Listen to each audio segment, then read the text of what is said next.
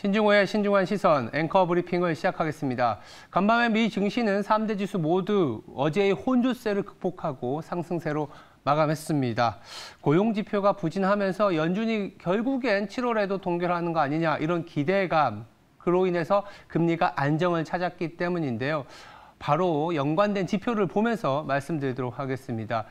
나오는 차트를 보면은 이게 이제 주간마다 나오는 신규 실업수당 청구 건수인데 이 주별로 최근 10년 동안의 패턴을 좀 보여드리고 있습니다. 패턴. 보시면 아시겠지만 지금부터 한 4주에서 8주 동안은 다소 좀 올라가는 그런 패턴을 보일 수가 있습니다.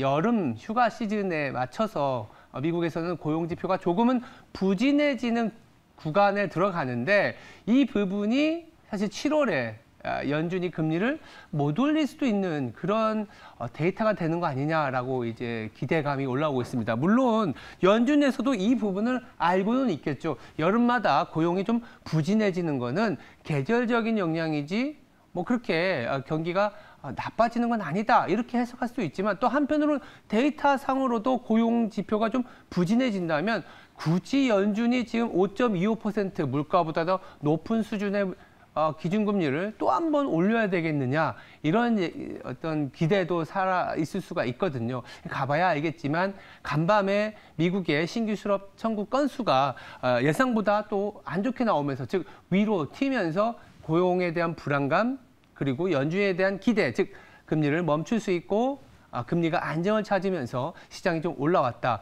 그래서 일단은 지켜봐야 되겠습니다만 이 고용지표는 이런 계절성을 반영해서 조금은 더 악화될 수 있습니다. 이런 악화되는 부분들에 대해서 경제 침체로 해석할지 아니면 계절성이고 오히려 연준의 기준금리를 멈추는 하나의 모멘텀으로 작용할지 저는 좀 후자이지 않을까라는 생각을 하고 있는데요. 이런 패턴이 있다는 점 확인해 보실 수가 있겠습니다. 다음 차트를 보면서 또 한 번 말씀드릴 수 있는 거는 그런데요. 전체적으로 보면 이게 주요국의 시티 서프라이즈 인덱스, 즉 경제 지표가 눈높이보다 높냐 낮냐라는 부분을 말씀을 드리고 있는데 미국 같은 경우에는 플러스에 있기 때문에 좀 괜찮습니다. 미국은 고용 지표가 저렇게 약간 둔화되더라도 전체적인 양은 늘어나고 있고 여전히 초과 저축이 있는 상태이기 때문에 간밤에 발표됐던 소매 판매 같은 경우에도 예상보다 좀 좋았거든요. 그래서 뭐 약간은 꺾였지만 플러스권에 있다라는 거는 그래도 발표되는 지표 중에 미국은 나쁘지 않다라는 부분인데 빨간 선이 유로존, 검은색이 이제 중국입니다. 특히 중국을 잘 보실까요?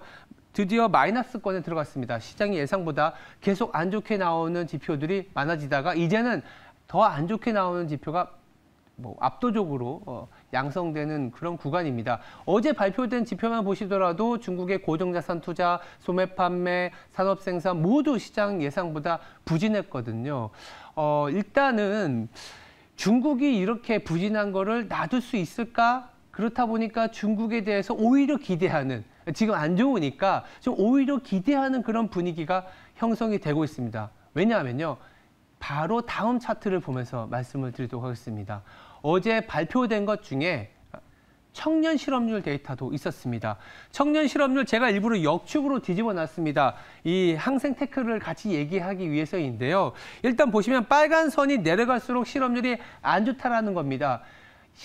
4월에 20%로 넘어서다 보니까 경계심이 높아졌는데 4월 20.4%보다 더 나빠진 20.8%의 청년 실업률이 나왔습니다. 그러다 보니까요, 이제 빠르게 대응을 해야 되는 게 중국 당국인데 중기 금리도 내리고 다음 주에 LPR 장기 금리도 내릴 수 있다라는 정책적인 기대가 빠르게 올라오고 있습니다.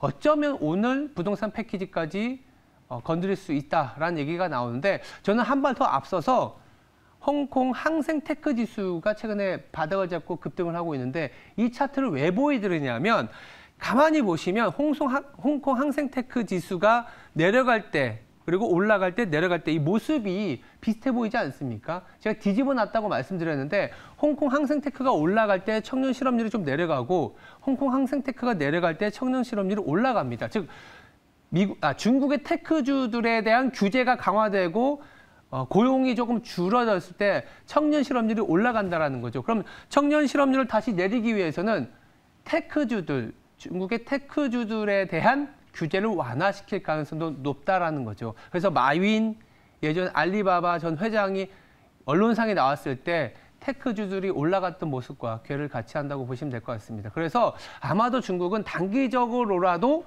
테크주에 대한 규제 완화, 더불어서 부동산 인프라에 대한 정책적인 모멘텀을 동시에 가져가는 타이밍이 지금이지 않겠냐. 그래서 중국 관련주를 보자라는 얘기들이 여기서 출발한다라고 보시면 될 것 같습니다. 네, 정리해드리겠습니다. 미국 고용은 좀 부진하게 나오지만 계절적으로 악화되는 구간이다. 다만 이게 연준의 금리를 동결할 그런 또 모멘텀도 제공해 줄 수 있다라는 말씀을 드렸고요.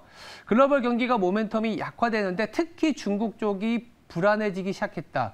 그래서 규제 완화와 부동산 패키지 등 부동산 인프라 정책도 같이 나올 수 있는 그런 시점이 되었다. 이렇게 정리해 드리겠습니다. 지금까지 신중한 시선이었습니다. 오늘 하루도 성투하시기 바랍니다. 감사합니다.